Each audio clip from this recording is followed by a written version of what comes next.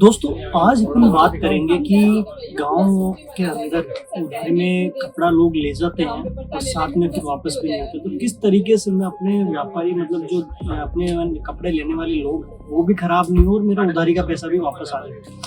गाँव के अंदर मोस्ट ऑफ भी ऐसी चीज़ होती है कि मान लीजिए कम लागत के अंदर वो लोग दुकान तो कर लेते हैं और मैक्सिमम कस्टमर ऐसे आते हैं जिनको उधार में माल चाहिए, और कुछ कुछ तो ऐसे आते हैं उनको उधारी के बिना वो लोग ले ही नहीं पाते और व्यापारी की क्या हो जाती है, कमर टूट जाती है। आज इस वीडियो के अंदर अपन बात करेंगे कि गाँव के अंदर अपने को व्यापार को कैसे स्टेबल रखना है और अपनी जो लागत लगी हुई है उसका पैसा अपने को वापस कस्टमर से कैसे लेना और अपनी दुकानदारी को अपने को लंबे टाइम तक कैसे चलाना। तो सबसे पहले क्या करना रहेगा अपने को, सबसे पहले क्या है कि जो दुकानदार है, दुकानदार को एक रजिस्टर लेना है कस्टमर के लिए कि भाई उसको एक एडिट करके रखना है, भाई ये मेरे कस्टमर है। क्योंकि गांव वालों को हमेशा पता रहता है कि कौन कौन पैसा देने वाला है, कौन कौन नहीं देने वाला है, कौन 10 दिन में पैसा देगा, कौन 15 दिन में पैसा देगा। और कस्टमर को साथ ही साथ में ये समझाना है कि अगर आपने मेरे को इस टाइम पे पैसा नहीं दिया या दे दिया, भैया अगर आपने मेरे को इस टाइम पे पैसा नहीं दिया तो मेरी दुकान का जो रोटेशन है वो रुक जाएगा। वो भी इंसान ही आपकी बात को जरूर समझेगा कि भाई ये अभी दुकानदारी चला रहा है, कैसे माल लेके आएगा, क्या करेगा क्या नहीं करेगा। तो वो सब चीजें उनको अपने को समझानी है। तो सबसे पहले अपन किस पॉइंट पे बात करेंगे, सबसे पहले अपन पॉइंट पे बात करेंगे कि जैसे मान लीजिए आपके दुकानदारी के अंदर आपके जो कस्टमर है वो मान लीजिए 50 कस्टमर है, और 50 में से पूरे के पूरे उधार वाले नहीं हो सकते। मान लीजिए 40% उधार वाले या 40 मेंबर उधार वाले, 10 केस वाले काम अपने को भी पता है, इनका पैसा हमेशा डूबत नहीं है। और गाँव के अंदर क्या होता है, व्यापार की कमर कैसे टूट जाती है, व्यापार की कमर ऐसे टूट जाती है कि कस्टमर लेके तो जाता है, मतलब एक अच्छा विक्रेता बन के लेके तो जाता है कपड़ा, लेकिन वापस कभी शक्ल उस दुकान में नहीं दिखाता और दुकानदार बेचारा उसके पीछे पीछे भागता रहता है और वो पैसा जाम हो जाता है। तो उन लोगों से अपने को बचना है। साथ ही कुछ लोग ऐसे होते हैं जिनका 70% अपन उनके ऊपर भरोसा रहता है कि हाँ ये कुछ मतलब अपने खेती का कुछ बेच के या फिर इसके पास में जब भी हाथ इसका फ्री होगा या जब भी इसके पास में पैसा बनेगा तो ये अपने को ला के दे देगा। तो अपने को क्या करना है, अपने को एक रजिस्टर लेना है।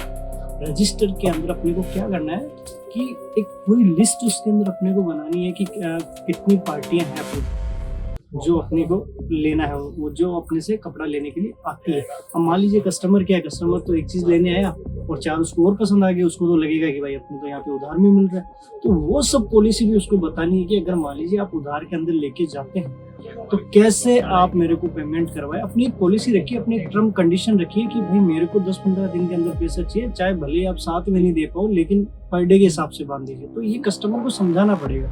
जब तक उसको नहीं समझाओगे, देखो वो समझ जाएगा क्योंकि वो भी एक इंसान है, वो भी समझेगा कि इसकी क्या परिस्थिति है, इसका कम बजट है नहीं है, सब चीजें वो समझता है। लेकिन उसको थोड़ा अपनत्व का भाव लगा के थोड़ा उसको समझा के कि क्या है, यानी कि सर अगर आप मेरे को मान लीजिए 15 दिन में अगर आप मेरे को पैसा नहीं देते तो मैं कहाँ से नया माल लाऊंगा, कहाँ से आपके लिए डिजाइन लाऊंगा। आपको बाहर के शहर जाना पड़ेगा, वही चीज़ आपको मैं गांव में प्रोवाइड करवा रहा हूँ, आपको अच्छी किफायती रेटों के अंदर मैं दे रहा हूँ।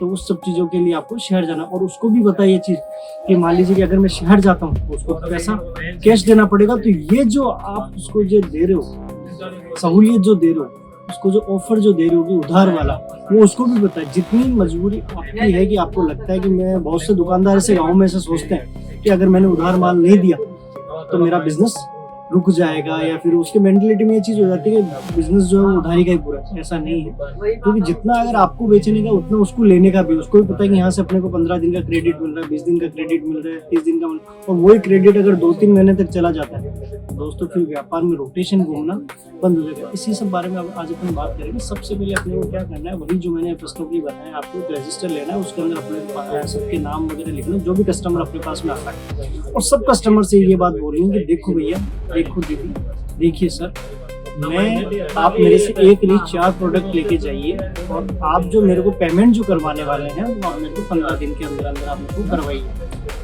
अगर वो उस चीज को मानते हैं, कंडीशन को, मान लीजिए कई ऐसे पर्सन भी आते हैं जो कंडीशन के भाव भर के ले जाते हैं लेकिन फिर भी वो नहीं आते, उनका एक अलग से एक लिस्ट बनाइए कि मतलब फॉल्ट उसको साइड कर दीजिए। क्योंकि ऐसा कस्टमर अपना कोई काम का नहीं कि अपने बिजनेस को ग्रो होने से रोकते हुए अपना रोटेशन घुमाने से रोक दे भाई। आज अगर अपनी दुकान में कोई घाटा लग रहा है तो गांव का भरेगा क्या? वो घाटा नहीं भरेगा ना।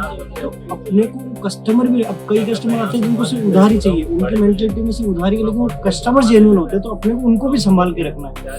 तो अपने को कस्टमर भी संभालना है, अपने को अपनी गायकी भी संभालनी, क्योंकि गाँव में क्या लिमिटेड कस्टमर होते हैं, ज्यादा कस्टमर होते नहीं। तो ये छोटी छोटी ट्रिक जब आप व्यापार के अंदर जोड़ोगे ना, तो आपके व्यापार के अंदर इसका बहुत ज्यादा फर्क पड़ेगा दोस्तों। क्या है कि ये छोटी छोटी चीजें आपके व्यापार के रोटेशन को भी मजबूत करेगी, आपके व्यापार की जो रीढ़ की हड्डी, जो कमर है, जो पैसा है, उसके रोटेशन को भी बढ़ाएगी और ग्रोथ भी करेगी। अब मान लीजिए आपने कोई लाख रुपए का माल लिया और 50% जो अच्छा माल था वो कस्टमर उधार के अंदर लेके चला गया, ठीक है।